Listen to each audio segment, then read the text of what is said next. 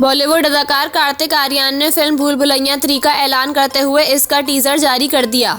भूल भुलैया 2 में रू बाबा का किरदार निभाने वाले कार्तिक ने इंस्टाग्राम पर फिल्म का टीजर जारी किया और कैप्शन में लिखा कि रू बाबा 2024 दिवाली में वापस आ रहे हैं।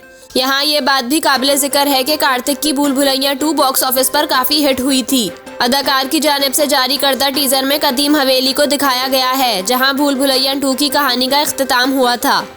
टीजर में कार्तिक आर्यन को कहते सुना जा सकता है कि क्या लगा, कहानी खत्म हो गई है, दरवाजे तो बंद होते हैं ताकि एक दिन फिर से खुले। मैं रूहों से सिर्फ बात नहीं करता बल्कि रूहें मेरे अंदर आ भी जाती हैं। भारतीय मीडिया रिपोर्ट्स के मुताबिक ये फिल्म दिवाली 2024 के मौके पर रिलीज होगी। वाज़ेह रहे कि भूल भुलैया सबसे पहले 2007 में रिलीज की गई थी, जिसने कई रिकॉर्ड्स अपने नाम किए। इस फिल्म में अक्षय कुमार के हमरा विद्या बालन और अमीषा पटेल मरकजी किरदारों में नजर आई थी।